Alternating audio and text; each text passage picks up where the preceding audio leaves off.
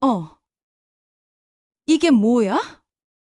봉지에서 나는 비릿한 냄새에 온몸이 얼어붙었다. 떨리는 손으로 봉지를 열자 두툼한 현금 다발과 핏자국 묻은 옷가지가 드러났다. 이게 대체 뭐야? 70년을 살며 한 번도 겪어본 적 없는 공포가 밀려왔다. 바로 그때 현관문이 열리며 지연의 목소리가 들렸다. 모든 것이 탄로날 순간이었다. 오늘 사연 들어가기 전에 구독과 좋아요 꾹 눌러주시면 더 좋은 이야기로 보답드리겠습니다. 사연 시작합니다. 서울 외곽 20년 된 성원 아파트 301동 1502호. 새벽 5시 10분, 박말수는 어김없이 눈을 떴습니다. 옆에서 자고 있는 남편의 고른 숨소리를 들으며 조용히 일어났어요. 70세가 넘은 나이에도 몸이 저절로 움직이는 건 50년간 가정주부로 살아온 습관 때문이었죠. 무릎이 시큰거리고 허리가 뻣뻣해도 가족을 위한 하루는 어김없이 시작되어야 했습니다. 슬리퍼를 신고 부엌으로 향하는 말순의 발걸음은 여전히 바빴어요. 먼저 정수기에서 물을 받아 주전자에 올리고 냉장고 문을 열어 오늘 해줄 반찬들을 살펴봤습니다. 민수 도시락도 싸야 하고 경호도 요즘 밥을 제대로 안 먹는 것 같고 혼잣말을 중얼거리며 어제 삶아둔 시금치와 콩나물을 꺼냈어요. 부엌 조리대 옆에 당당하게 자리 잡은 김치 냉장고를 바라보며 말수는 잠깐 걸음을 멈췄습니다. 3년 전 며느리 지연이 어머니, 이제 김치도 제대로 보관해야 해요. 우리 집 김치가 제일 맛있다고 하잖아요 하며 사온 그 냉장고는 여전히 반들반들하고 위풍당당했어요. 처음엔 이런 큰 것까지 필요한가, 돈만 많이 나가네 싶었지만 지금은 없어서는 안 될 가족의 보물 같은 존재가 되었죠. 참 좋은 세상이야. 김치 냉장고까지 있으니. 예전 시골 친정집에서 장독대에 김치를 담그던 시절을 생각하면 격세지감이 들었어요. 추운 겨울밤 마당에 나가 얼음장 같은 독에서 김치를 꺼내던 기억, 봄이 되면 김치가 씌어져서 애를 먹던 일들, 그리고 장마철이면 김치가 물러서 걱정했던 모든 게 주마등처럼 스쳐갔습니다. 도마 위에 시금치를 올리고 칼을 들었을 때 거실에서 뒤척이는 소리가 났어요. 할머니, 벌써 일어나셨어요? 손자 민수가 잠옷바지만 걸친 채로 부엌을 기웃거렸습니다. 15세 고등학생이 된 민수는 요즘 키가 부쩍 자라서 말순의 어깨를 훌쩍 넘어섰어요. 아직 잠이 덜 깬 퉁퉁한 얼굴로 하품을 하는 모습이 어찌나 귀여운지 말순은 절로 미소가 나왔습니다. 응, 우리 민수 도시락 맛있게 싸줘야지. 빨리 씻고 와라. 오늘 뭐 좋아하는 거 해줄까? 말수는 냉장고에서 달걀 한 판을 꺼내며 물었어요. 민수만큼은 항상 든든하게 먹여보내고 싶었거든요. 요즘 고등학생들 아침 일찍 나가서 저녁 늦게 들어오는데 제대로 챙겨주지 않으면 편의점 김밥이나 라면으로 때우기 일쑤였으니까요. 할머니 계란말이요. 그거 진짜 맛있어요. 민수가 눈을 반짝이며 대답했어요. 그래, 그럼 오늘은 특별히 크게 해주마. 말수는 달걀을 6개나 깨뜨려 그릇에 담았습니다. 평소보다 2개를 더 넣은 거였어요. 손자가 좋아하는 걸 해주는 게 이렇게 기쁠 수가 없었죠. 계란말이를 부치면서도 귀를 기울이니 민수가 양치하는 소리, 샤워하는 소리가 들렸어요. 그런데 며느리 지연의 방에서는 아직 아무 소리도 나지 않았습니다. 요즘 지연은 아침 일찍 나가서 밤 10시가 훌쩍 넘어서야 들어오는 날이 많아졌어요. 미용실에서 손님이 많다고는 하지만 결혼 초기보다 확실히 바빠진 것 같았죠. 뭔가 달라졌어. 말수는 펜 손잡이를 돌리며 생각에 잠겼습니다. 지연과 결혼 초기만 해도 함께 김치도 담그고 명절 때는 전도 같이 부치며 정겨운 시간을 보냈는데 요즘은 그런 기회가 거의 없어졌어요. 심지어 저녁 준비도 말순 혼자 하는 날이 대부분이었죠. 대화라고 해봐야 어머니, 오늘 늦어요. 네, 조심히 다녀와 정도가 전부였습니다. 어머니, 오늘도 일찍 나가야 해서요. 지연이 서둘러 화장을 하며 부엌을 지나갔어요. 평소보다 훨씬 진한 화장에 새로 산 듯한 검은색 블라우스를 입고 있었습니다. 목에는 보석이 달린 목걸이까지 걸고 있었어요. 그래, 바쁘겠네. 아침은 챙겨 먹고 가고 점심도. 말순이 채 말을 마치기도 전에 현관문이 쾅 닫히는 소리가 들렸어요. 말순은 고개를 갸웃했습니다. 미용실 가는데 저렇게 차려입나? 예전 지연은 편한 옷차림으로 나가서 미용실에서 가운으로 갈아입곤 했는데 요즘은 마치 중요한 약속이 있는 것처럼 단정하게 차려입고 나가더라고요. 더 걱정되는 건 아들 경호였습니다. 40대 중반인 경호는 대림건설에서 현장 관리 일을 하고 있었는데 최근 들어 얼굴에 그늘이 짙어졌어요. 20년 넘게 성실하게 다니던 회사였고 과장 진급도 하고 나름 안정적인 직장이었는데 요즘엔 새벽 5시에 나가서 밤 9시가 넘어서야 들어오는 날이 많아졌죠. 어젯밤에도 그랬어요. 경호가 베란다에서 전화를 받는 소리가 들렸는데 목소리가 굉장히 낮고 긴장된 것 같았어요. 네, 알겠습니다. 조금만 더 시간을. 제발. 베란다 문이 닫혀 있어서 정확한 내용은 들리지 않았지만 평소 경호의 밝고 시원한 목소리와는 전혀 달랐죠. 무언가 심각하고 절박한 일을 논의하는 것 같았어요. 통화가 끝나고 나서도 한참 동안 베란다에 서 있더라고요. 뭔가 힘든 일이 있나? 말수는 계란말이를 뒤집으며 걱정스러워했어요. 하지만 직접 묻기는 어려웠습니다. 성인이 된 자식에게 너무 간섭하는 것 같아서 말이죠. 그래도 30년 넘게 키워온 아들이니까 엄마의 직감으로는 뭔가 좋지 않은 일이 벌어지고 있는 게 분명했어요. 민수가 교복을 깔끔히 입고 나와서 도시락을 받으며 조심스럽게 물었습니다. 할머니, 요즘 아빠 왜 그래요?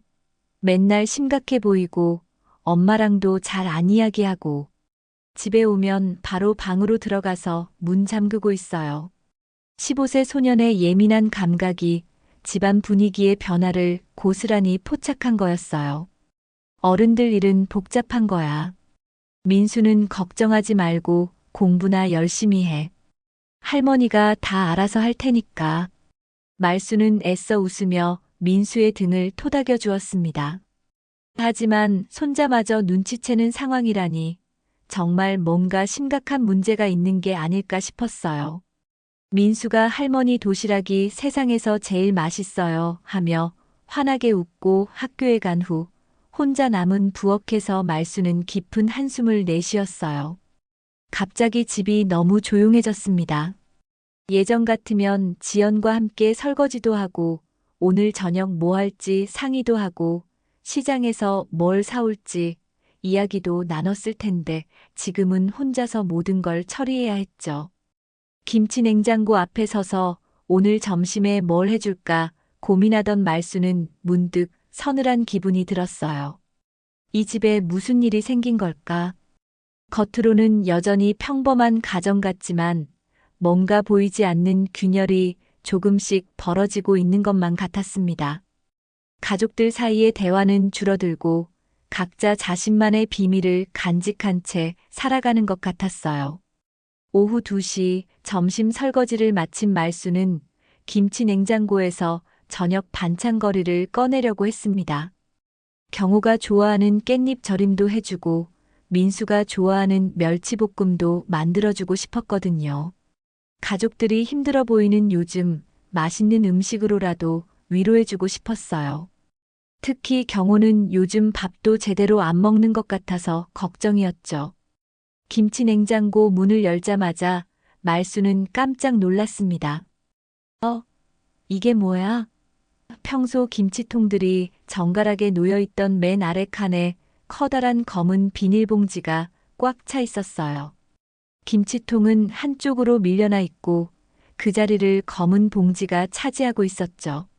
봉지는 두툼하고 묵직해 보였는데 평소 지연이 쓰던 음식 보관용 봉지와는 전혀 달랐어요. 지연이가 뭘 넣어놨나? 말수는 고개를 갸웃하며 봉지를 조심스럽게 만져봤어요.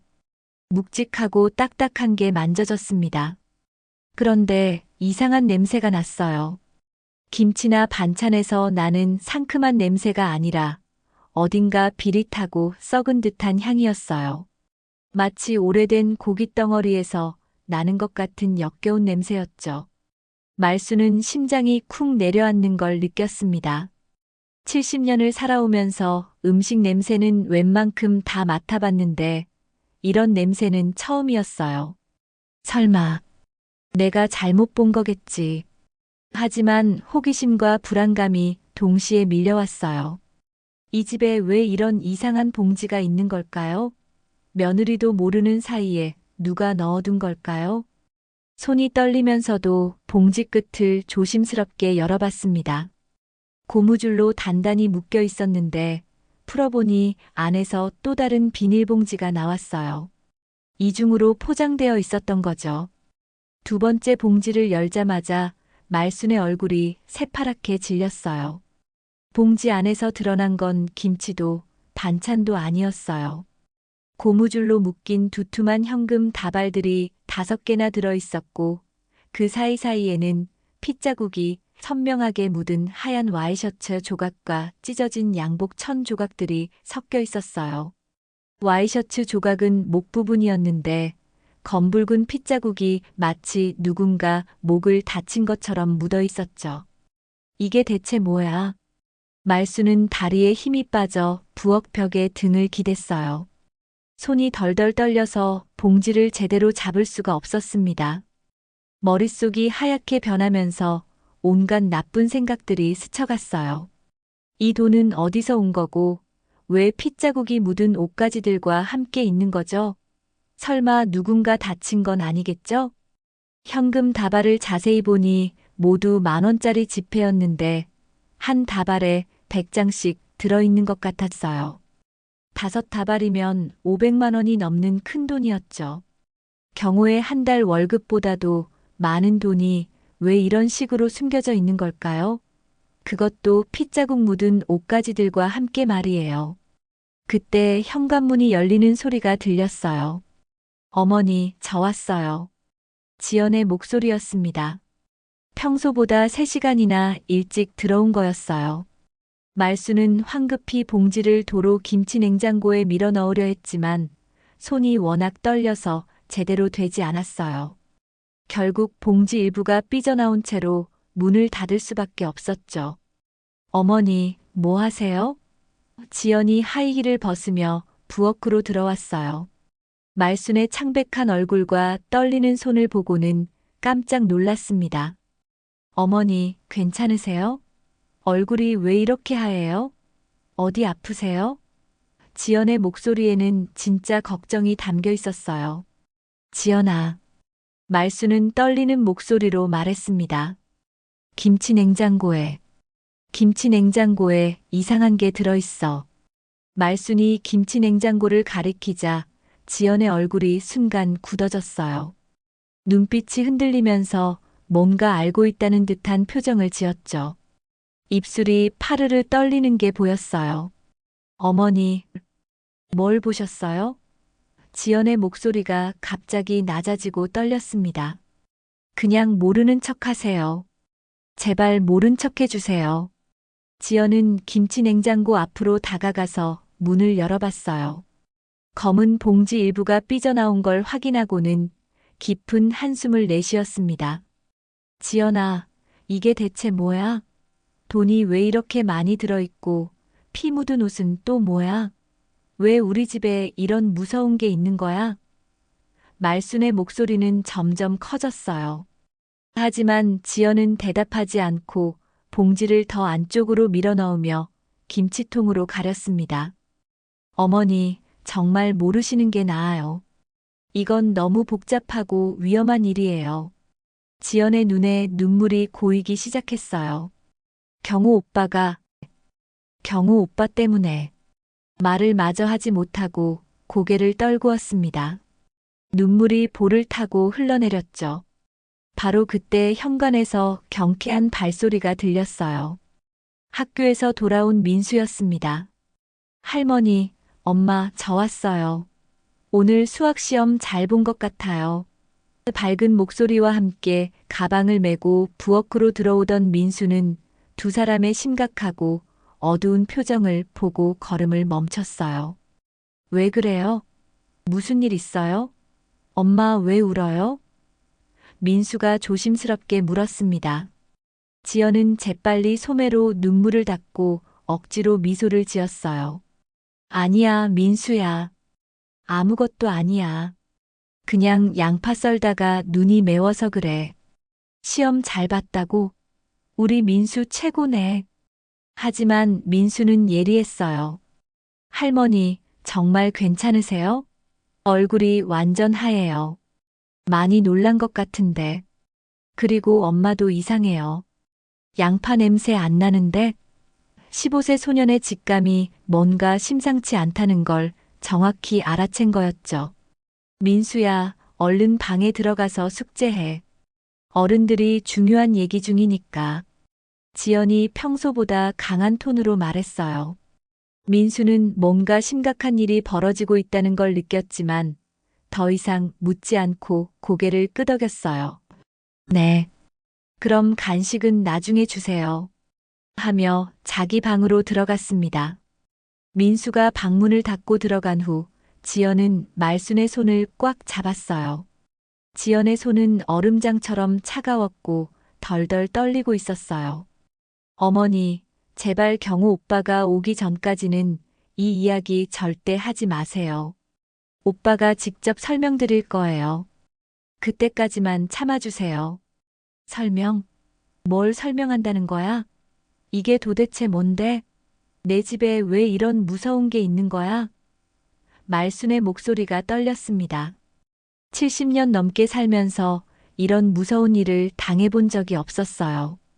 자신의 집, 자신의 김치 냉장고에 정체불명의 큰 돈과 핏자국 묻은 옷가지가 들어있다니. 어머니, 지연이 울먹이며 말했어요. 사실 저희 가족이 큰일이 났어요. 경호 오빠가 큰 잘못을 했어요. 돌이킬 수 없는 일을요. 더 이상 말하지 못하고 두 손으로 얼굴을 가렸습니다. 어깨가 들썩들썩 흔들렸어요. 말수는 온몸에 소름이 돋았어요. 잘못했다는 게 설마 누굴 해친 건 아니지? 머릿속에 온갖 끔찍한 상상들이 스쳐갔습니다. 아들이 뭔가 범죄에 연루된 거라면 그 돈과 핏자국은 대체 어디서 온 걸까요? 혹시 누군가 다치거나 아니면 더 심각한 일이 벌어진 건 아닐까요? 시계를 보니 오후 3시 반이었어요. 경호가 퇴근하기까지는 아직 5시간 반이나 남았습니다. 말수는 그 긴 시간을 어떻게 견뎌야 할지 막막했어요. 김치 냉장고만 봐도 가슴이 두근거리고 지연의 절망적인 울음소리를 들으니 더욱 불안해졌죠. 저녁 8시 현관문이 무겁게 열리는 소리가 들렸습니다. 저 왔습니다. 경호의 목소리였어요. 평소보다 훨씬 힘없고 지쳐 보이는 목소리였죠. 말수는 거실 소파에 앉아 있다가 벌떡 일어났습니다. 오후 내내 김치 냉장고 속 그 무서운 물건들 때문에 한숨도 제대로 못 잤거든요. 계속 그 핏자국 묻은 옷가지와 두툼한 현금 다발들이 머릿속에서 맴돌았어요. 경호가 현관에서 구두를 벗는 소리, 넥타이를 풀어 헤치는 소리가 들렸어요. 평소 같으면 아들 고생했다. 밥 먹어라 하며 반갑게 맞이했을 텐데 오늘은 입이 떨어지지 않았습니다. 어떻게 물어봐야 할지, 뭐라고 말해야 할지 도무지 모르겠더라고요. 가슴이 두근거려서 숨쉬기도 힘들었어요. 어머니, 지연아. 경호가 거실로 들어오며 인사를 했는데 가족들의 심각하고 어두운 표정을 보고는 걸음을 멈췄어요. 말수는 팔짱을 낀 채 경호를 노려보고 있었고, 지연은 눈이 빨갛게 부은 채로 고개를 숙이고 소파 끝에 앉아 있었죠. 거실 분위기가 얼어붙은 것 같았어요. 무슨 일 있어요? 왜 다들 그래요? 경호가 조심스럽게 물었습니다. 목소리에 긴장감이 역력했어요. 뭔가 좋지 않은 일이 벌어졌다는 걸 직감한 듯 했죠. 말수는 김치 냉장고를 손가락으로 가리키며 떨리는 목소리로 말했습니다. 경호야, 너 나한테 할 말 없니? 경호의 얼굴이 순간 하얗게 질렸어요. 눈빛이 흔들리더니 시선을 이리저리 피했습니다. 뭘 말씀하시는 거예요? 하지만 목소리가 심하게 떨리고 있었어요. 이미 뭔가 들켰다는 걸 직감한 것 같았죠. 손도 미세하게 떨리고 있었어요. 김치 냉장고 가서 열어봐. 말순의 목소리는 단호했습니다. 70년을 살아오면서 이렇게 단호한 목소리를 낸 적이 별로 없었는데 오늘만큼은 확실히 해야겠다는 생각이 들었어요. 경호는 잠깐 망설이더니 천천히 김치 냉장고 앞으로 걸어갔어요. 발걸음이 무거웠죠. 김치 냉장고 문을 열자 그 검은 비닐봉지가 그대로 있었습니다. 지연이 김치통으로 가려놓긴 했지만 여전히 일부가 보였어요. 경호는 그걸 보자마자 깊은 한숨을 쉬며 고개를 푹 떨어뜨렸어요. 어깨가 축 늘어지면서 모든 걸 포기한 듯한 모습이었죠. 엄마. 경호의 목소리가 갈라졌습니다. 어떻게 알게 되셨어요? 40대 중년 남자가 마치 잘못을 들킨 어린아이처럼 말하고 있었어요. 지연이 고개를 들며 눈물 섞인 목소리로 말했어요. 오늘 오후에 어머니가 우연히 보신 거야. 나도 어쩔 수 없었어. 숨길 수가 없었다고. 말수는 경호 앞으로 성큼성큼 다가가서 소리쳤습니다. 경호야, 이게 뭐야? 이 돈은 대체 어디서 났고, 피 묻은 옷은 또 뭐야? 너 도대체 뭔 짓을 한 거야? 엄마한테 말해봐. 70년을 살아오면서 이렇게 큰 소리를 아들한테 쳐본 적이 없었는데, 분노와 공포가 섞여서 목소리가 저절로 나온 거였어요. 경호는 거실 벽에 등을 기대서서 두 손으로 얼굴을 감쌌습니다. 엄마, 저 정말 어쩔 수 없었어요. 정말 어쩔 수 없는 상황이었다고요. 목소리가 떨리고 있었어요. 40대 중년 남자가 어린아이처럼 울먹이는 소리를 내고 있었죠. 어깨가 들썩들썩 흔들렸어요. 그때 민수방에서 문이 조심스럽게 열리는 소리가 났어요. 아빠 왔어요? 왜 이렇게 시끄러워? 민수가 잠옷 차림으로 나오다가 거실의 험악한 분위기를 보고 얼어붙었습니다. 할머니는 화가 나서 온몸을 떨고 있고, 아빠는 벽에 기대서 고개를 떨구고 있고, 엄마는 소파에서 울고 있었어요. 민수야, 얼른 방에 들어가 있어. 지연이 급하게 말했지만 민수는 움직이지 않았어요. 오히려 한 발짝 더 나와서 물었습니다. 뭐가 그렇게 심각한 거예요? 왜 다들 이래요? 아빠 왜 울어요? 15세 소년에게도 이 상황이 보통 일이 아니라는 걸 충분히 알 수 있었거든요. 민수야. 경호가 고개를 들어 아들을 바라봤습니다. 눈가가 빨갛게 달아올라 있었어요. 눈물이 볼을 타고 흘러내리고 있었죠. 아빠가 크게 잘못했어. 너한테 정말 미안해. 민수는 아빠의 그런 모습을 태어나서 처음 보는 거였어요. 언제나 씩씩하고 든든하고 자신감 넘쳤던 아빠가 이렇게 완전히 무너져 보인 적이 없었죠. 아빠, 도대체 뭘 잘못했어요? 왜 할머니가 이렇게 화났어요? 민수가 다가가려 하자 말순이 팔을 벌려 막아섰습니다. 민수야, 내 방에 들어가 있어. 이건 어른들만의 일이야. 넌 아직 몰라도 되는 거야. 하지만 민수는 고개를 저었어요. 아니에요, 할머니. 저도 이 집 식구인데 왜 혼자만 모르라는 거예요? 경호가 벌떡 일어나서 소리쳤습니다. 민수야, 방에 들어가. 지금 당장 들어가라고. 평소 온화하고 다정했던 경호가 이렇게 큰 소리를 내는 것도 처음이었어요. 민수는 깜짝 놀라서 뒤로 몇 걸음 물러났지만 눈에는 눈물이 그렁그렁 맺혔습니다. 왜 저한테 화내요? 전 잘못한 게 하나도 없는데. 민수의 목소리가 떨렸어요. 말수는 가슴이 아팠습니다. 아무 죄 없는 손자에게까지 상처를 주는 이 상황이 견딜 수 없었어요. 이 모든 게 다 경호 때문인데 왜 민수가 상처를 받아야 하는지 이해할 수 없었죠. 경호야, 민수한테 화낼 일이 아니잖아. 내가 해야 할 말이 있으면 제대로 설명해봐. 말순이 단호하게 말했습니다. 경호는 다시 벽에 주저앉으면서 말했어요. 엄마, 정말 어떻게 말씀드려야 할지 모르겠어요. 이런 일이 생길 줄은. 지연이 일어나서 경호 옆에 앉았습니다. 오빠, 이제 다 말해야 해. 어머니가 다 보셨잖아. 더 이상 숨길 수도 없어. 경호는 한참을 고민하다가 무거운 입을 열었어요. 엄마, 저 도박을 했어요. 경호의 첫 마디였습니다. 거실이 순간 조용해졌어요.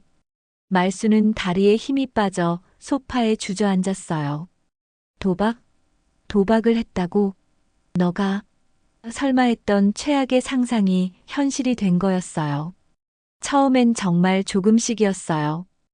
회사 동료들이랑 가끔 카드게임 하는 정도였는데, 그게 점점 커졌어요. 포커, 바카라, 온라인 도박까지. 그러다가 빚이 생겼고, 경호의 목소리가 점점 작아졌습니다. 고개를 들 수가 없었어요. 얼마나? 말순이 떨리는 목소리로 물었어요. 얼마나 빚을 졌는데? 심장이 터질 것 같았어요. 경호는 한참을 망설이다가 겨우 대답했습니다. 3천만 원이요. 거실에 있던 모든 사람이 숨을 멈췄어요. 말수는 정신이 아득해졌습니다. 3천만 원이면 경호가 2년을 밤낮 없이 일해도 갚기 힘든 큰 돈이었죠. 그럼 그 돈은? 김치 냉장고에 있던 그 많은 돈은 뭐야? 말순이 간신히 물었습니다. 경호는 더욱 고개를 떨어뜨렸어요. 그건 빚쟁이들이 맡긴 거예요. 잠깐 보관해달라고 했어요. 안 하면 더 큰일 난다고. 빚쟁이들이? 그럼 넌 지금 그 무서운 사람들 밑에서 일하고 있다는 거야? 말순의 목소리가 높아졌습니다. 아들이 범죄 조직과 연루되었다는 생각에 온몸이 떨렸어요. 민수가 벽에 기대서서 모든 대화를 듣고 있다가 떨리는 목소리로 말했습니다. 아빠, 그럼 그 피 묻은 옷은 뭐예요? 누구 피예요? 경호는 민수를 바라보며 눈물을 펑펑 흘렸습니다. 민수야, 아빠가 너무 잘못했어. 너한테 이런 무서운 모습 보여줘서 정말 미안해. 하지만 민수의 질문에는 직접적으로 대답하지 않았어요. 차마 대답할 수 없었던 거죠. 지연이 대신 떨리는 목소리로 입을 열었습니다. 그건 오빠가 그 사람들한테 맞았을 때 입던 옷이에요. 증거라고 하면서 가져가지 말라고 했어요. 만약 경찰에 신고하거나 도망가려고 하면. 지연의 목소리가 점점 작아졌어요. 더 큰 일이 난다고 협박했어요. 눈물이 또다시 볼을 타고 흘러내렸죠. 말수는 숨이 막혔습니다. 아들이 폭력까지 당했다는 거였어요. 가슴이 찢어질 것 같았죠. 언제 맞았어? 어디서? 떨리는 목소리로 물었습니다. 경호는 주저하다가 셔츠 소매를 천천히 걷어 올렸어요. 팔목과 팔뚝 곳곳에 시퍼런 멍자국들이 선명하게 남아 있었죠. 보기만 해도 얼마나 아팠을지 짐작이 갔어요. 엊그제 밤 11시쯤에 집 앞 골목에서 기다리고 있었어요. 3명이나 왔어요. 경호가 고통스럽게 고백했습니다. 돈 못 갚으면 가족들한테 해를 끼치겠다고. 특히 민수를 학교에서 납치해서 말을 잇지 못하고 목이 메어 흐느꼈어요. 아빠로서 가장 듣기 힘든 협박을 받은 거였죠. 민수는 아빠의 상처투성이 팔을 보고 충격에 빠졌습니다. 다가가서 조심스럽게 멍자국을 만져보며 물었어요. 아빠, 그럼 저 때문에 아빠가 이렇게 맞은 거예요? 제가 없었으면 이런 일 안 생겼을까요? 15세 소년의 목소리가 떨렸어요. 자신 때문에 아빠가 고통받았다는 생각에 죄책감이 밀려왔죠. 아니야, 민수야. 절대 그런 게 아니야. 경호가 급히 아들의 어깨를 잡으며 말했어요. 이건 전부 아빠 잘못이야. 너는 아무 잘못이 없어. 아빠가 약해서 욕심을 부려서 그런 거야. 자신의 실수로 가족들이 고통받는 게 가장 괴로웠어요. 말수는 김치 냉장고를 다시 바라봤습니다. 그 안에 들어있는 검은 봉지가 마치 시한폭탄 같아 보였어요. 그럼 저 무서운 돈을 언제까지 보관해야 하는 거야? 그리고 그게 정확히 얼마나 되는데? 경호가 고개를 들며 힘없이 대답했어요. 500만 원이에요. 일주일만 보관하라고 했어요. 그 돈으로 뭔가 불법 거래를 한다고 했어요. 일주일? 말순의 목소리가 높아졌어요. 그럼 우리가 일주일 동안 범죄자들 더러운 돈을 보관하고 있다는 거야? 혹시 경찰이 갑자기 와서 집 수색이라도 하면 어떻게 하려고 그래? 우리가 공범이 되는 거 아냐? 상상만 해도 끔찍했어요. 지연이 울먹이며 자세히 설명했습니다. 그래서 제가 요즘 미용실 일이 있다고 거짓말하고 일찍 집을 나가는 거예요. 혹시 그 사람들이 집에 와서 돈이 제대로 있나 확인하러 올까봐. 그럴 때 어머니나 민수가 혼자 있으면 위험하니까 제가 밖에서 지켜보고 있는 거예요. 그제야 말수는 며느리의 이상한 행동들이 모두 이해가 됐어요. 그럼 너는 언제까지 이런 식으로 살 건데? 말순이 경호에게 절망적으로 물었습니다. 3천만 원을 언제 갚을 수 있어? 내 월급이 한 달에 300만 원인데 생활비 빼고 나면 얼마나 남겠어? 10년이 걸려도 어려울 거야. 경호는 한참 동안 말이 없다가 겨우 입을 열었어요. 그 사람들이 다른 일도 더 시켜주겠다고 했어요. 돈을 보관해주는 것 말고도 다른 일들을. 목소리가 점점 작아져서 거의 들리지 않을 정도였어요. 무슨 일? 말순이 다그쳐 물었어요. 또 무슨 일을 하라는 거야? 솔직히 말해봐. 물건 배달하는 일이요. 서울에서 부산까지, 부산에서 대구까지.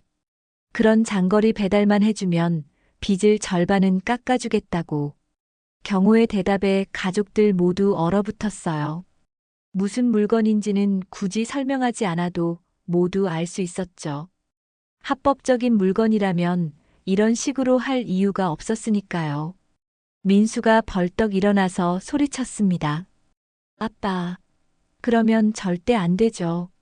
그런 일하면 정말 범죄자가 되는 거잖아요.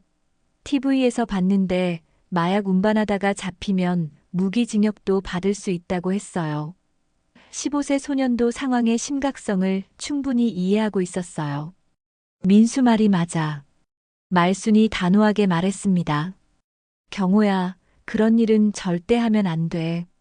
그러다가 경찰에 잡히기라도 하면 우리 가족은 어떻게 되는 거야? 민수는 어떻게 하고? 목소리가 점점 커졌어요. 경호가 절망적인 표정으로 두 손을 들어 머리를 감쌌어요. 그럼 어떻게 해요, 엄마?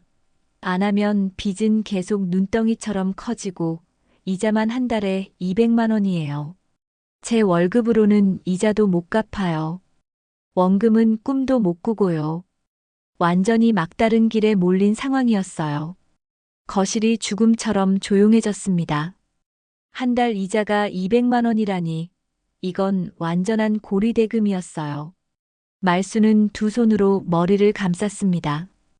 이 일을 다른 사람한테는 절대 말하면 안 되는 거지. 이미 답을 알고 있었지만 확인하고 싶었어요. 지연이 고개를 끄덕이며 떨리는 목소리로 말했어요. 절대 안 돼요.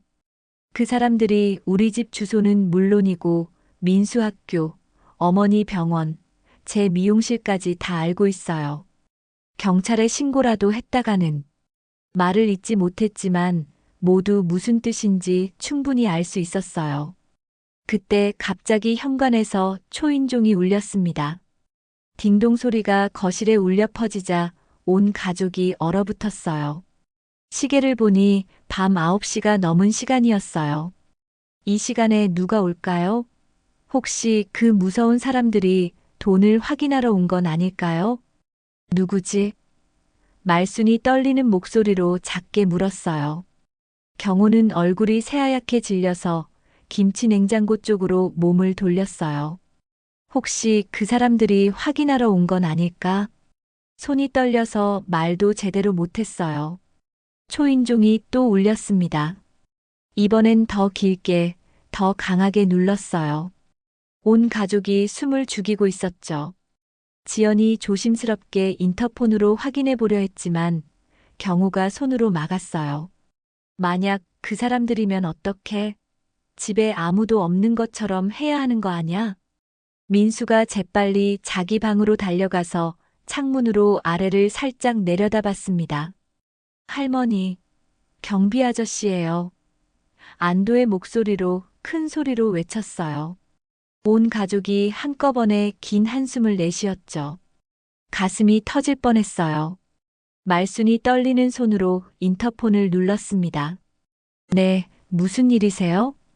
아, 할머님. 이 늦은 시간에 죄송합니다.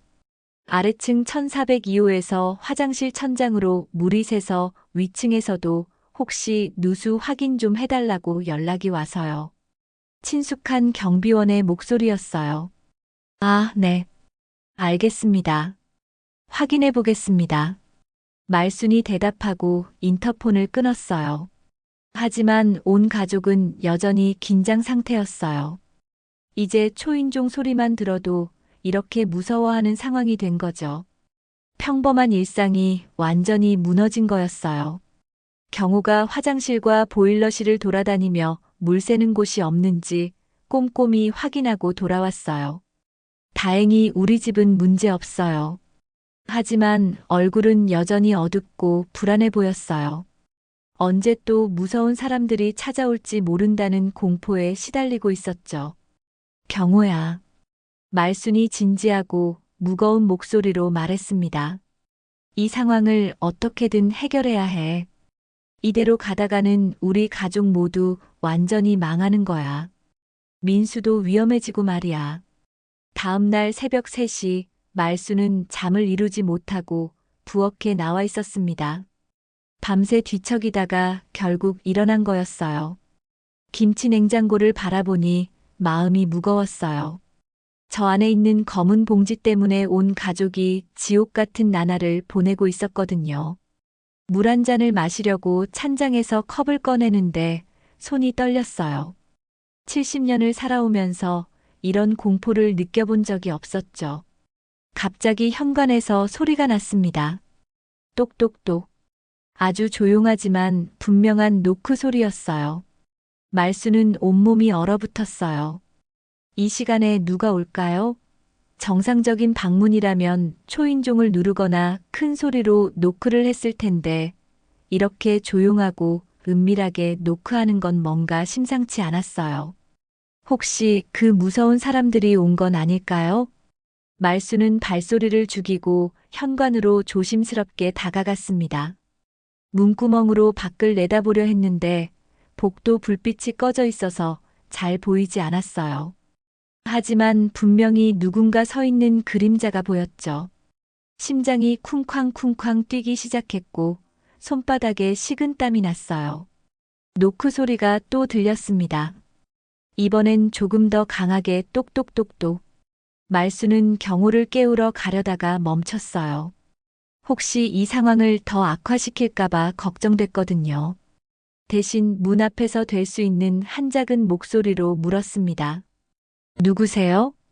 박경호 씨 댁 맞죠? 낯선 남자의 목소리였어요. 목소리가 낮고 차갑게 들렸죠. 마치 얼음처럼 감정이 없는 목소리였어요. 급한 일이 있어서 이렇게 늦게 찾아왔습니다. 말수는 온몸에 소름이 돋았어요. 새벽 3시에 급한 일이라니.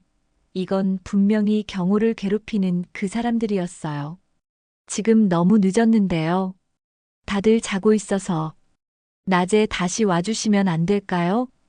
말순이 떨리는 목소리로 최대한 정중하게 말했어요. 하지만 남자는 단호하고 위협적인 목소리로 말했습니다. 문 열어주세요. 오래 걸리지 않을 거예요. 그리고 우리는 기다리는 걸 좋아하지 않습니다. 말수는 어쩔 수 없이 떨리는 손으로 문을 열었습니다. 밖에 서 있던 건 검은 가죽 재킷을 입은 2명의 남자였어요. 한 명은 덩치가 크고 험상궂게 생겼는데 목에 용 문신이 살짝 보였어요. 다른 한 명은 마른 체형에 날카로운 눈빛을 하고 있었는데 담배 냄새가 진하게 풍겼죠. 실례합니다, 할머니. 큰 덩치의 남자가 가짜 미소를 지으며 말했어요. 박경호 씨는 어디 계신가요? 중요한 약속이 있어서 말이에요. 말수는 다리가 후들거렸지만 용기를 내서 대답했어요. 자고 있는데요. 무슨 급한 일이시죠? 깨워주세요. 정말 중요한 이야기가 있어요. 마른 남자가 말했습니다. 그러면서 집 안을 기웃거리며 한 발짝 들어섰어요. 말수는 본능적으로 뒷걸음질 쳤습니다. 이 사람들에게서 위험한 기운이 느껴졌거든요. 그때 경호가 잠옷 차림으로 방에서 나왔어요. 머리가 헝클어진 채로 얼굴이 새하얗게 질린 모습이었어요. 아마 밖에서 들리는 대화를 듣고 누가 왔는지 짐작한 것 같았죠. 왜 이렇게 이른 시간에 오셨어요? 목소리가 심하게 떨리고 있었어요. 죄송합니다, 경호 씨. 큰 덩치 남자가 전혀 미안해하지 않는 목소리로 말했어요. 확인차 왔습니다. 우리가 맡긴 물건 잘 보관하고 계시죠? 시선이 김치 냉장고 쪽으로 향했어요. 경호는 고개를 끄덕이며 떨리는 손으로 김치 냉장고를 가리켰어요. 네, 그대로 안전하게 보관하고 있어요. 마른 남자가 당연하다는 듯이 김치 냉장고를 열어보더니 검은 봉지를 꺼내서 대충 확인했습니다. 돈다발들과 옷가지들을 훑어보고는 다시 집어넣었어요. 좋네요. 하나도 건드리지 않았군요. 똑똑하신 분이네. 비꼬는 듯한 말투였어요. 그런데 말이에요, 경호 씨. 마른 남자가 갑자기 말순을 쳐다보며 말했어요. 다른 가족들은 이 일에 대해서 얼마나 알고 있나요? 특히 할머니는? 시선이 날카롭게 말순에게 향했어요. 말순은 숨이 막혔어요. 저희 어머니는 아무것도 모르세요. 경호가 급히 거짓말을 했어요.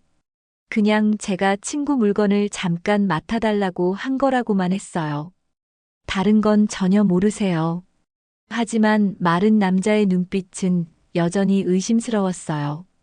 뭔가 낌새를 채고 있는 것 같았죠. 정말 그런가요, 할머니? 마른 남자가 말순에게 바짝 다가왔어요. 담배 냄새와 함께 위협적인 기운이 느껴졌어요. 이 일에 대해서 절대 다른 사람한테 말하시면 안 됩니다. 경찰이고 뭐고 아무한테도 말이에요. 알겠죠? 말수는 목이 메어서 말이 나오지 않았지만 고개를 끄덕일 수밖에 없었어요. 그때 민수방에서 문이 조심스럽게 살짝 열리는 소리가 났어요. 민수가 무슨 일인지 궁금해서 몰래 엿보고 있던 거였어요. 큰 덩치 남자가 날카로운 눈으로 그걸 눈치채고 말했습니다. 가족들이 많네요. 학생도 있고. 위협적인 말투였어요. 애는 정말 아무것도 몰라요. 경호가 급히 손을 흔들며 말했어요. 학교 가느라 바빠서 집 일에는 전혀 신경 안 써요. 공부만 해요. 하지만 두 남자의 표정은 전혀 좋지 않았어요. 오히려 더 의심스러운 눈빛을 보내고 있었죠. 박경호 씨. 마른 남자가 차갑고 날카로운 목소리로 말했어요. 우리가 보기에는 가족들이 너무 많이 알고 있는 것 같은데요. 이런 일은 혼자 조용히 처리하는 게 좋습니다. 입이 많으면 문제가 생기거든요. 명백한 협박이 담긴 말이었어요. 정말 아무것도 모르세요. 저 혼자서 다 처리하고 있어요. 가족들에게는 절대 말 안 했어요. 경우가 필사적으로 변명했어요. 말수는 아들이 자신들을 보호하려고 위험을 감수하면서 거짓말하는 게 안쓰러웠어요. 하지만 어쩔 수 없었죠. 큰 덩치 남자가 손목시계를 보더니 말했어요. 시간이 많이 됐네요. 이제 가봐야겠습니다. 그런데 박경호 씨, 내일부터는 새로운 일을 시작해야 합니다. 경호의 얼굴이 더욱 하얗게 질렸어요. 예상했던 일이 드디어 시작되는 거였어요. 무슨 일을 해야 하나요? 경호가 떨리는 목소리로 물었어요. 이미 답을 알고 있었지만 확인하고 싶었나 봐요. 마른 남자가 냉정하게 대답했습니다. 물건 배달이요. 서울에서 부산까지, 때로는 대구까지. 내일 저녁 8시에 강남역 3번 출구 맥도날드 앞에서 만나세요. 저는 그런 일 못합니다. 회사도 다녀야 하고.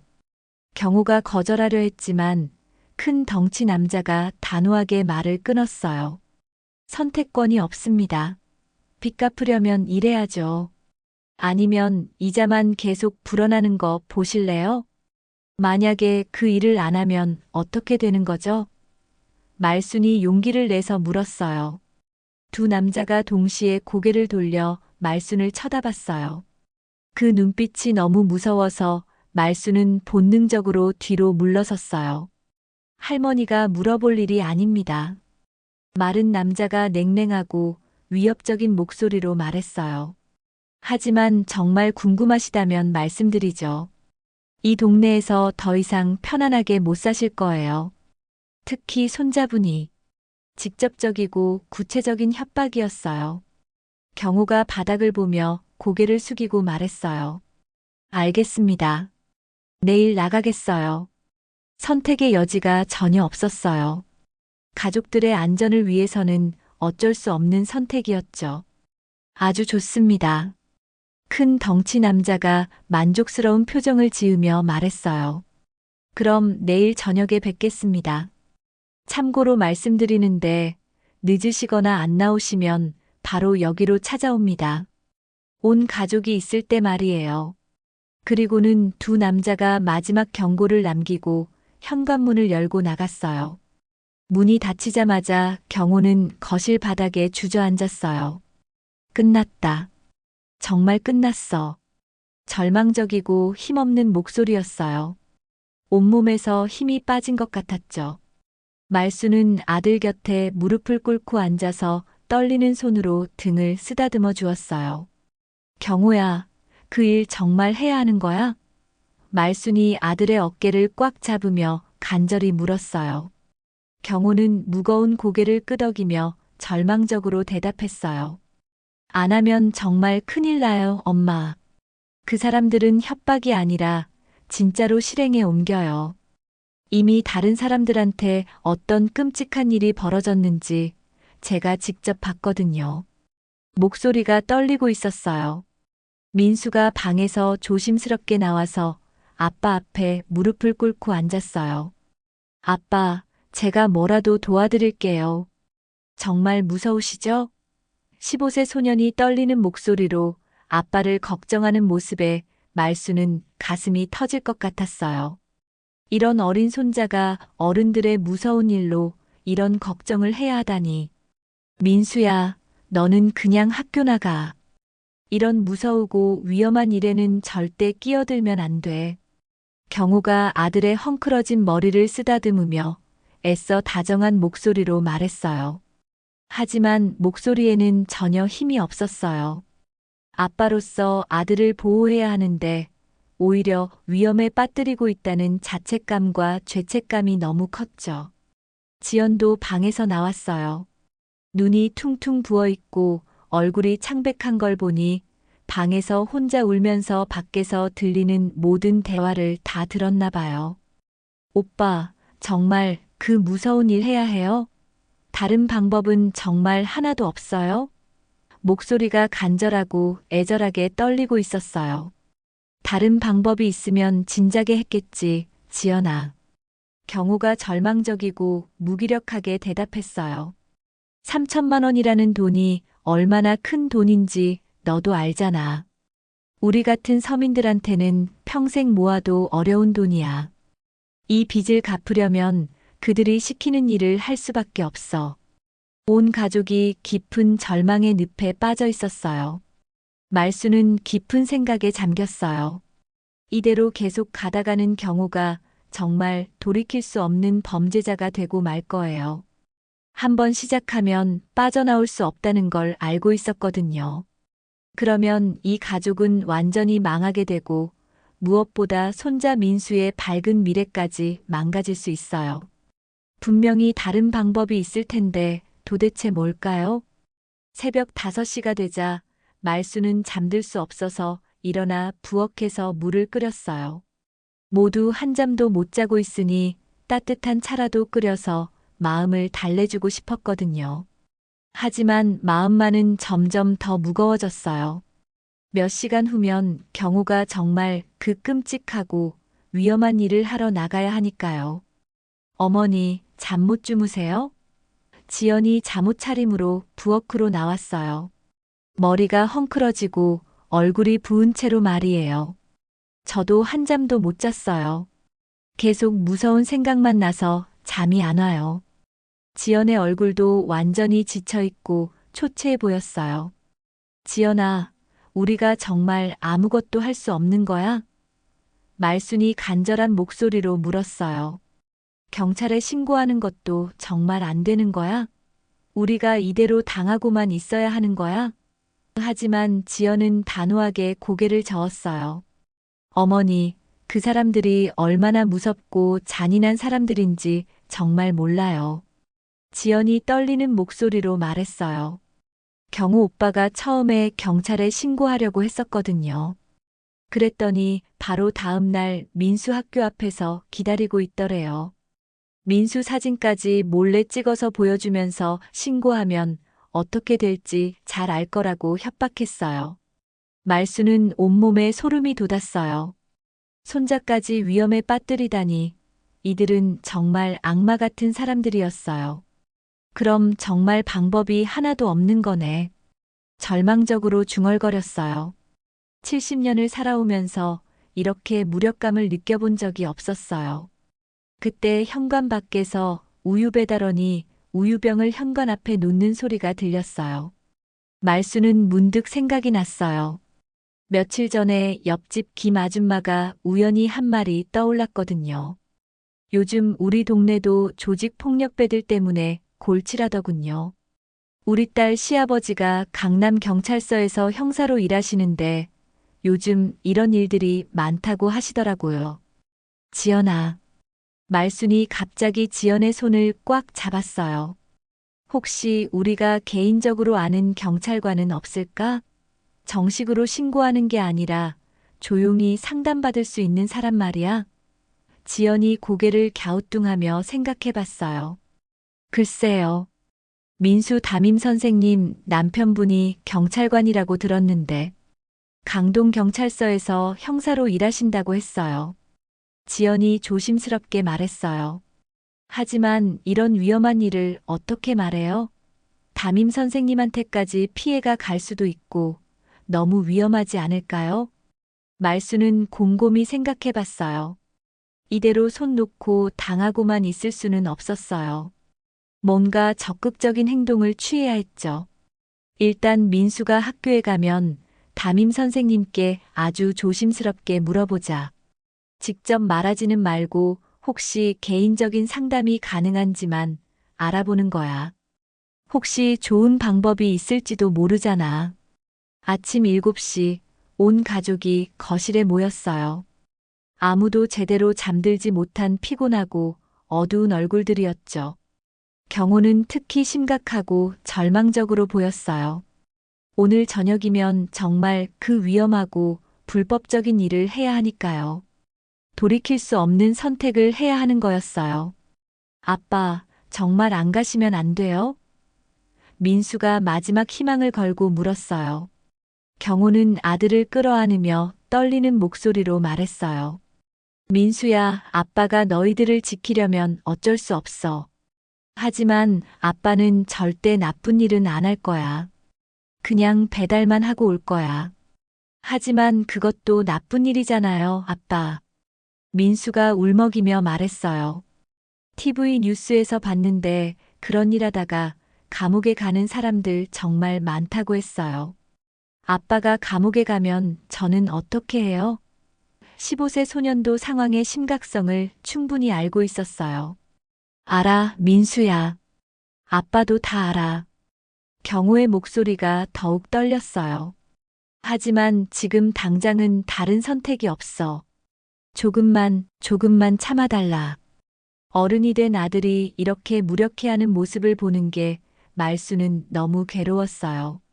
그때 갑자기 경호의 휴대폰이 시끄럽게 울렸어요. 발신자 표시에는 번호만 나와 있었지만 경호는 누구인지 바로 알 것 같다는 어두운 표정을 지었어요. 온 가족이 숨을 죽이고 지켜보는 가운데 경호가 떨리는 손으로 전화를 받았어요. 네, 알겠습니다. 8시 정각에 강남역 3번 출구에 나가겠습니다. 경호가 최대한 침착한 목소리로 짧게 대답하고 서둘러 전화를 끊었어요. 확인 전화였어요. 절대 늦지 말라고 다시 한번 경고하더라고요. 온 가족의 표정이 더욱 어둡고 절망적이 됐어요. 오전 10시 민수가 무거운 발걸음으로 학교에 간 후 말순과 지연은 용기를 내서 민수가 다니는 학교로 향했어요. 담임 선생님을 만나서 아주 조심스럽게 물어보려는 거였어요. 혹시 선생님 남편분이 경찰관이시라고 들었는데 말순이 떨리는 목소리로 조심스럽게 꺼냈어요. 네, 맞아요. 무슨 특별한 일이 있으신가요? 담임 선생님이 궁금하고 걱정스러운 표정으로 물었어요. 말수는 한참을 망설이다가 결심을 굳히고 말했어요. 사실 저희 집에 좀 복잡하고 어려운 일이 생겼어요. 혹시 조용하고 개인적으로 상담받을 수 있을까 해서 그러는데요. 담임 선생님은 말순과 지연의 심각하고 절망적인 표정을 보고 즉시 교무실 한쪽 조용한 상담실로 안내했어요. 혹시 민수에게 직접적으로 영향을 줄 수 있는 위험한 일인가요? 선생님이 걱정스럽고 불안한 목소리로 물었어요. 말순이 무거운 표정으로 천천히 고개를 끄덕이자 선생님의 얼굴도 순간 진지하고 심각해졌어요. 사실은 말순이 떨리는 목소리로 조심스럽게 시작했어요. 저희 아들이 도박으로 아주 큰 빚을 지게 됐는데 그 때문에 무서운 조직, 사람들이 우리 가족 전체를 위협하고 있어요.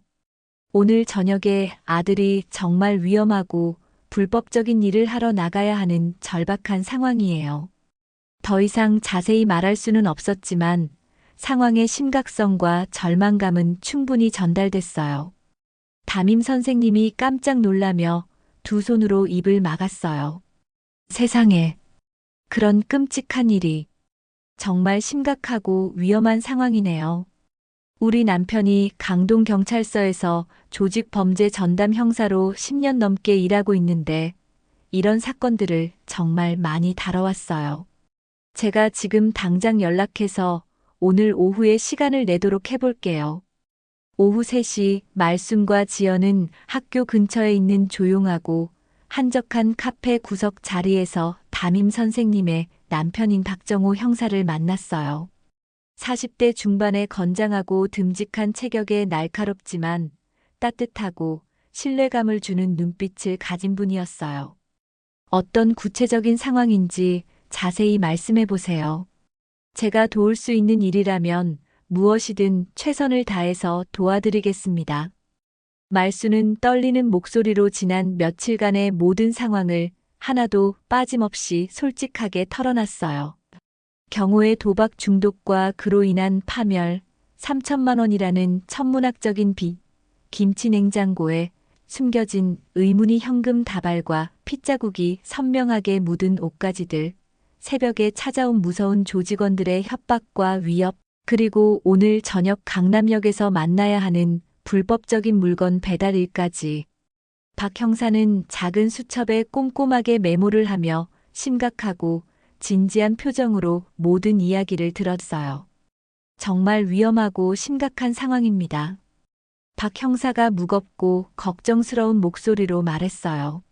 하지만 아직 완전히 늦지는 않았어요.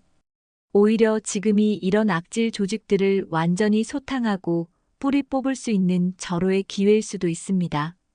다만 경호 씨의 적극적이고 전면적인 협조가 반드시 필요해요. 하지만 경찰에 협조한다는 게 들키기라도 하면 우리 가족들이 더욱 끔찍하고 위험한 상황에 빠지지 않을까요?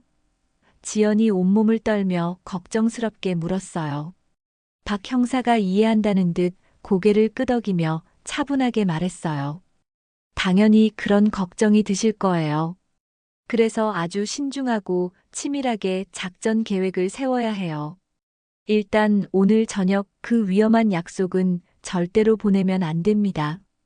한번 시작하면 영원히 빠져나올 수 없는 지옥 같은 길이거든요.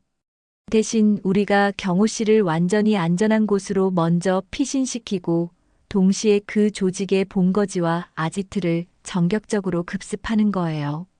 말수는 가슴 속에서 희망과 불안이 동시에 격렬하게 밀려왔어요.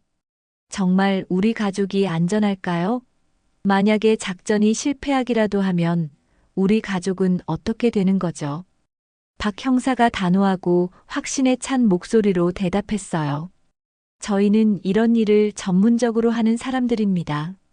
특히 김치 냉장고에 보관되어 있는 그 현금과 핏자국 묻은 증거물들만 확보해도 충분히 그들을 기소하고 처벌할 수 있어요.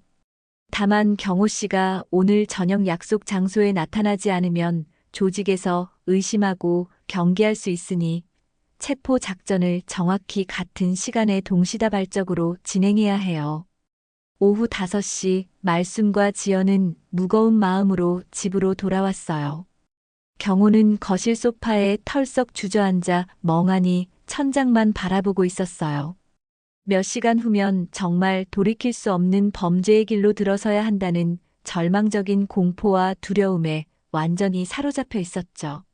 얼굴은 창백하고 손은 계속 떨리고 있었어요. 경호야. 말순이 아들 옆에 조심스럽게 앉으며 희망에 찬 목소리로 말했어요. 엄마가 방법을 찾아왔어. 우리를 구해줄 수 있는 방법을 찾았다고. 경호가 천천히 고개를 돌리며 의아하고 놀란 표정을 지었어요. 무슨 방법이요? 이런 상황에서 무슨 방법이 있다는 거예요? 경호가 힘없고 절망적인 목소리로 물었어요. 지연이 대신 조심스럽게 대답했어요. 민수 담임 선생님 남편분이 경찰관이야. 조직 범죄 전담 형사라고 하시던데 우리를 적극적으로 도와주겠다고 약속하셨어. 경호의 얼굴이 순간 새하얗게 질리더니 벌떡 일어났어요. 경찰이요? 절대 안 돼요.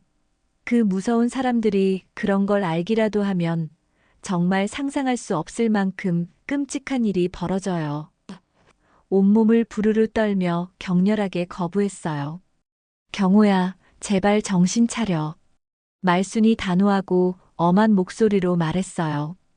이대로 계속 가다가는 너 혼자만 범죄자가 되는 게 아니야. 우리 가족 전체가 완전히 망하는 거야. 민수의 밝은 미래까지 다 망가뜨리는 거라고. 그때 마침 민수가 학교에서 돌아왔어요.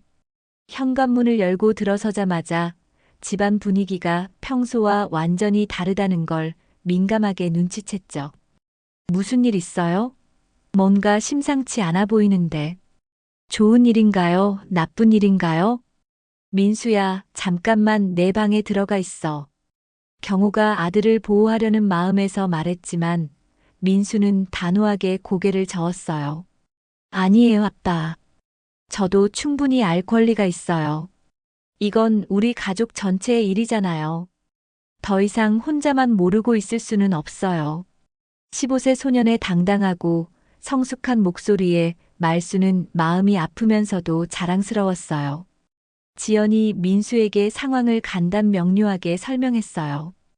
경찰의 도움을 받을 수 있게 됐다는 희망적인 소식 하지만 동시에 위험할 수도 있다는 현실적인 걱정까지.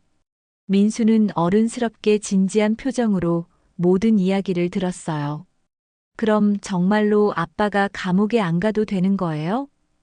민수가 간절하고 희망에 찬 목소리로 물었어요. 말순이 조심스럽게 고개를 끄덕였어요. 하지만 위험할 수도 있어, 민수야. 만약 작전이 실패하면 그래도 해야죠, 할머니. 민수가 단호하고 결연한 목소리로 말했어요. 이대로 아무것도 안 하고 있는 것보다는 훨씬 나아요. 싸워봐야죠. 저녁 6시 정각, 박 형사에게서 중요한 전화가 왔어요. 모든 준비가 완료됐습니다. 경호 씨는 예정대로 강남역에 나가세요. 하지만 절대로 실제로 그들과 만나서는 안 됩니다. 우리 특수요원들이 이미 현장에 잠복해서 대기하고 있을 거예요. 경호가 여전히 떨리는 목소리로 불안하게 물었어요. 정말로 안전할까요? 혹시 뭔가 잘못되면? 박 형사가 확신에 차고 믿음직한 목소리로 단호하게 대답했어요. 저를 믿으세요. 그리고 집에 있는 모든 증거물들은 절대로 건드리지 마세요. 우리가 직접 와서 안전하게 확보해야 하니까요. 저녁 7시 반, 경호가 집을 나서기 전 온 가족과 마지막 작별 인사와 격려의 포옹을 나눴어요. 모든 게 잘 될 거야, 경호야. 우리가 함께 이겨내자. 말순이 아들의 떨리는 등을 다독이며 용기를 북돋아 주었어요. 경호가 집을 나간 후 거실에는 팽팽하고 긴장된 침묵이 흘렀어요. 박 형사가 미리 보낸 2명의 여경이 집에 와서 만약의 위급 상황에 대비해 대기하고 있었어요. 모든 게 계획대로 진행되기를 간절히 기도하는 마음이었어요. 저녁 8시 정각, 박 형사에게서 첫 번째 중요한 전화가 왔어요. 작전이 본격적으로 시작됐습니다. 경호 씨는 지금 우리 특수요원들과 함께 완전히 안전한 곳으로 이동시켰고, 강남역 현장에서는 조직원들이 나타나기를 긴장감 있게 기다리고 있어요. 동시에 정보 수집을 통해 파악한 그들의 주요 본거지와 아지트 3곳도 우리 특공대가 완전히 포위했습니다. 말수는 전화를 받으며 손이 덜덜 떨렸어요. 70년을 살아오면서 이렇게 심장이 터질 것 같은 극도의 긴장감과 두려움을 느껴본 적이 없었거든요. 지연과 민수도 말 한마디 없이 숨을 죽이며 박 형사의 전화 내용을 하나도 놓치지 않으려고 귀를 기울였어요. 8시 10분 두 번째 상황 보고 전화가 왔어요. 강남역 3번 출구 맥도날드 앞에서 조직원 3명이 예정 시간에 맞춰 나타났습니다. 지금 우리 요원들이 은밀하게 체포 작전을 진행하고 있어요. 경호 씨가 약속 시간에 나타나지 않자 그들이 당황해하면서 계속 전화를 걸고 있네요. 곧 좋은 소식 들려드릴 수 있을 것 같습니다. 거실에 있던 온 가족이 서로의 손을 꽉 잡고 있었어요. 이제 정말 모든 것이 결정되는 결정적인 순간이 다가오고 있었죠.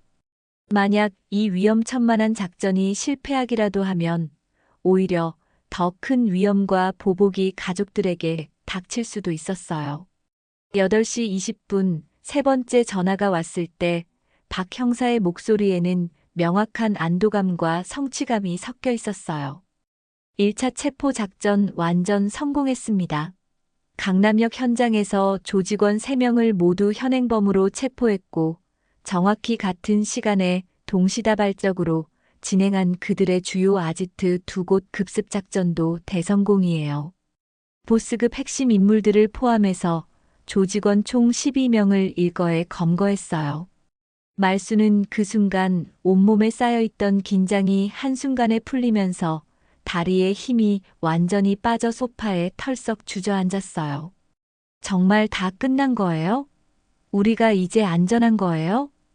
떨리고 간절한 목소리로 물었죠. 박 형사가 확신에 차고 든든한 목소리로 확답해 주었어요. 네, 완전히 끝났어요. 주요 핵심 인물들은 모두 체포됐고, 특히 어머님 집 김치냉장고에 보관되어 있던 현금과 핏자국 묻은 옷가지 등의 결정적인 증거물들이 정말 큰 역할을 했습니다. 알고 보니 그들이 우리가 수개월간 추적해온 다른 강력 범죄들에도 깊숙이 연루되어 있었거든요. 8시 30분, 드디어 가장 간절히 기다리던 마지막 전화가 왔어요. 경호 씨가 지금 집으로 안전하게 향하고 있어요. 완전히 안전하니까 더 이상 걱정하지 마세요. 그리고 정말 용기 있고 현명한 선택을 하셨어요. 만약 오늘 밤 그 배달 일을 시작했다면 돌이킬 수 없는 나락으로 떨어졌을 거예요. 말수는 그제야 며칠 동안 억눌러왔던 모든 감정이 터져나오면서 눈물을 펑펑 흘리기 시작했어요. 공포와 절망, 걱정과 불안, 그리고 지금의 안도감과 기쁨이 한꺼번에 복받쳐 올라온 거였어요. 지연도 민수도 서로 꽉 껴안으며 기쁨의 눈물을 흘렸어요. 할머니, 정말 완전히 끝난 거죠?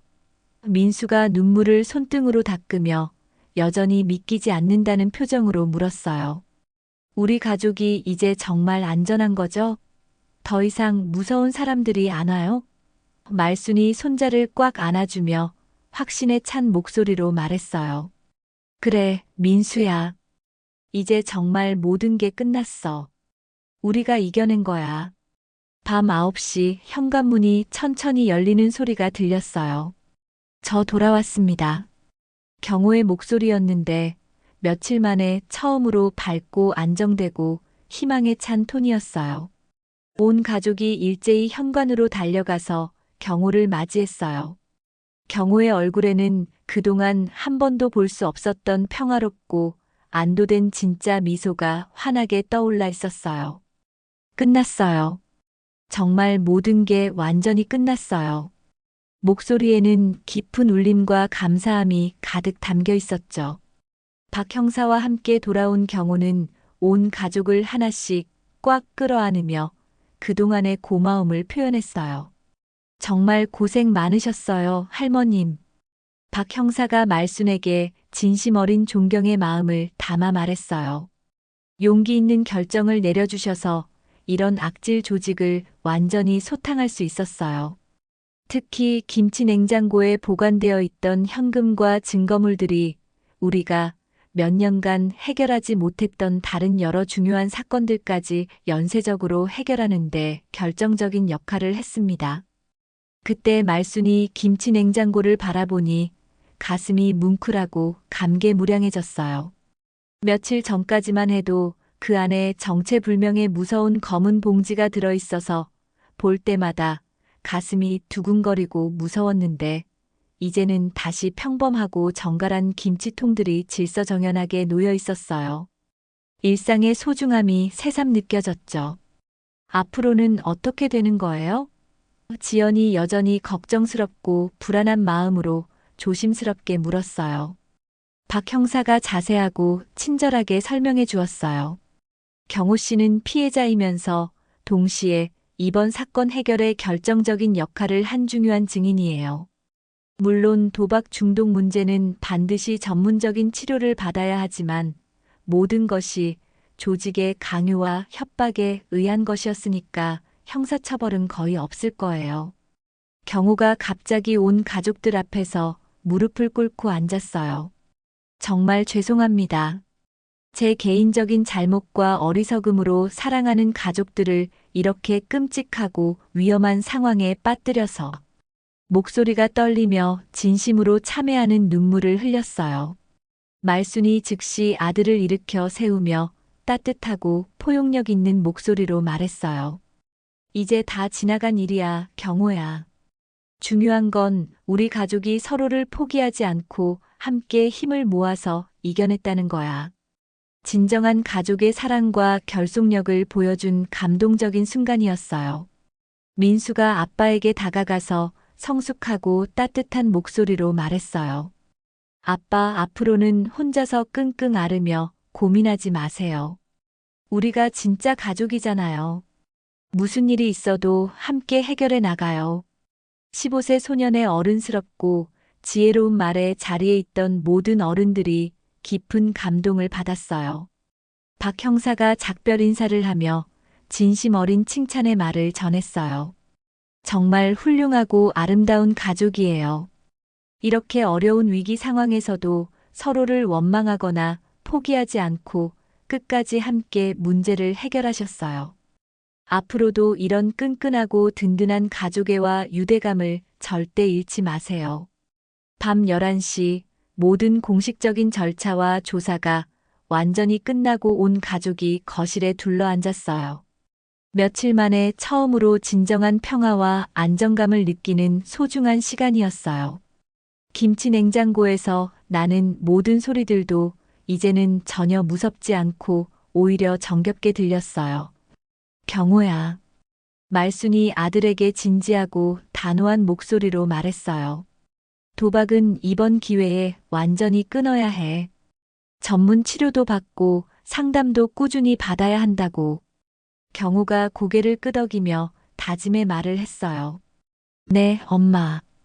이미 도박 중독 치료센터에 연락해서 내일부터 정기 상담을 받기로 했어요. 다시는 절대 이런 일 없을 거예요. 민수가 덧붙였어요. 진정한 가족의 사랑은 숨기는 게 아니라 함께 문제를 해결하는 거라는 걸 배웠어요. 말수는 김치 냉장고를 바라보며 생각했어요. 그 안에 무서운 비밀이 숨겨져 있던 시절은 끝났지만 그 경험을 통해 가족의 진정한 의미를 깨달았다고. 때로는 가장 어려운 순간이 가족을 더욱 단단하게 만들어주는 거라고. 오늘 사연 들어주셔서 고맙습니다. 구독과 좋아요, 댓글로 마음을 나눠주시면 더 좋은 이야기로 보답하겠습니다.